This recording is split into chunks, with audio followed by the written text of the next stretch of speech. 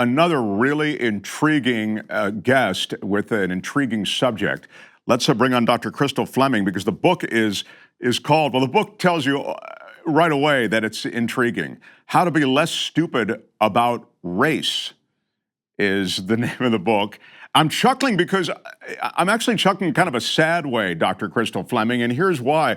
I feel as though we never really mature as a culture. I remember even in my youth, I felt like we're really going through an awakening now where where race won't be an issue. And yet it feels as though we've taken steps back. We haven't evolved at all. You know, I write about that in the book. That is the idea that why is race still a problem? I think that's a common refrain, especially for people who haven't maybe spent many years studying the issues, working on the issues. Sometimes when people say, well, I thought we'd be over it by now. And I ask why? Because you were working on it? Because unless you've been working on these issues, then you have no idea how deep the rabbit hole goes.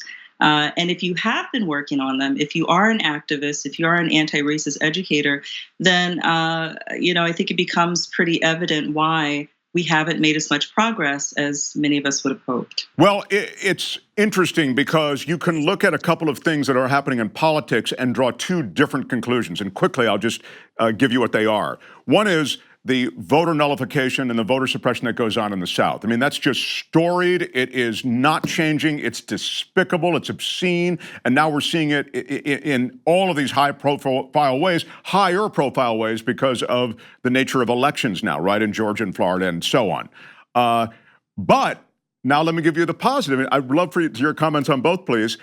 The election of Barack Obama got a lot of people to think, oh, well, look, America's grown up, finally. A black man is president. Now decode all that, please. Decode all of that in about 30 seconds? Well, there is a chapter of my book that's about Obama and racial stupidity in the Obama era. This is what I have to say. When Barack Obama was president of the United States, so back in 2016, let me tell you a little bit about what race and racism looked like in Washington, D.C. So when we had a black president, white households in Washington, D.C. held 81 times the wealth of African-American families. When we had a black president. Okay, so, you have on the one hand, symbolic progress and real, political change. And on the other hand, you have the maintenance of white supremacy. And I think that it's very difficult for some people to hold both of those things in their minds at the same time.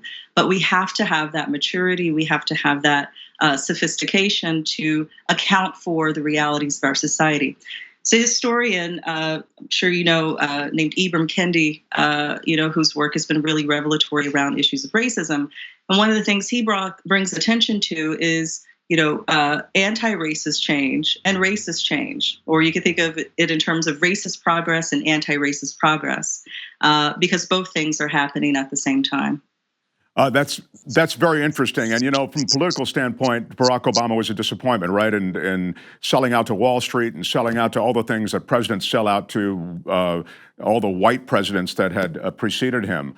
But you talk about the symbolism, and that's not unimportant, right? I mean, you look at the cabinet now of the president who's in power. You look at his staff, and there just aren't any brown faces, but that doesn't. I think you're implying that just doesn't carry the day necessarily, one way or the other. Well, representation is important, but it's not enough. Because if you're going to be the black or brown face of empire and sell out, then that unfortunately is going to be your legacy. So in other words, we have to think about demographic diversity, but then we also have to think about the politics that are represented by folks in those positions, regardless of their racial or ethnic background or their gender, and so on. So in other words, we can't be satisfied with superficial identity politics.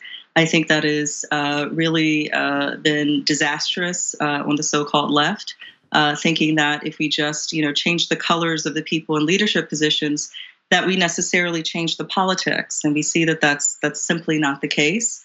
But representation does matter. And so we have to think about how can we not only diversify leadership and positions of power throughout our society, but also actually bring about transformative political change. And that's not just about changing the colors or the genders of the folks in charge. I should mention Dr. Fleming is not just a writer with an opinion, but has studied this on an ongoing basis, sociologist, and she researches racism in the United States and abroad. And she has degrees from Wellesley and Harvard. So we really value our time with you. And so, because you have studied all of this, how does the U.S. rank? How do we as a culture stack up to some of the other Western cultures? That's an interesting question. Well, my first book was about racism in France. And so that's where I spent several years studying contemporary racism, the legacies of colonialism and French involvement in the slave trade. So, coming into the second book, How to Be Less Stupid About Race, and the work and teaching that I do these days, I actually tried to draw parallels between what's happening in the United States and what's happening abroad. We need to be clear about one thing. Although my book is mainly about racism in the United States, racism was at its core a Western global project, modern racism, that is. We really have to understand that chattel slavery was one of the first instances of modern globalization, and systemic racism that came out of that, scientific racism that came after that, was global. And so we have to be able to draw connections between Trump and the ongoing, enduring appeal of white nationalism in the United States and far-right nationalism and white nationalism in Europe. Because we have folks like Steve Bannon who get invited to speak in places like France to encourage white racism. And that's not a new phenomenon because it has been at its core a Western global project. That's interesting. At the risk of keeping you too long, I just want to follow up on that because my sense of, maybe it's just that I live in America, is that we're worse on racism than they are in Europe. And when you talk about the slave trade, wasn't Britain, Britain was first to let go? I mean, versus America, I'm talking about on slavery. But again, you're the PhD, please. Well, I'd say that is the common stereotype about the United States. Our country is known around the world for our poor record on race and racism. And actually what happens in Europe in particular is that the US gets put up as like this racial boogeyman and used as an excuse not to face issues of racism in their own countries. Let's be clear, the first nations that got involved in chattel slavery and transatlantic slavery, first of all, was Portugal. Okay, we have the largest population of people of African descent outside of Africa in Brazil because of Portuguese colonization and involvement in the slave trade. France at one time had the world's most profitable slave plantation system in the world in Saint-Domingue, now known as Haiti, after Haitian independence. So we have to be very clear that the U.S. often gets held up as, again, the world's racial boogeyman in order to draw attention away from the very serious issues of systemic racism that are still prevalent throughout Europe. You really call out the press and the media for not holding the feet of these white supremacists and these white supremacist ideologies to the fire. What do you mean by that? Well, Mark, yes, there's a chapter of the book called Fake Racial News. And one of the things I do is point out that the mainstream media, corporate media in particular, very much gave Trump a platform. And, for a couple of years now and throughout the campaign, we sort of heard this gotta see both sides refrain coming from mainstream media. And what that actually translated into was free coverage for racist beliefs, sexist beliefs, misogyny, and just really abhorrent ideas that were coming from candidate Trump and now President Trump. Let me give you one concrete example that really shows the complicity of the media. Before Trump became president, the Huffington Post had like an editor's warning about Trump and about his racism and sexism and so on. And when he won, they actually removed that warning.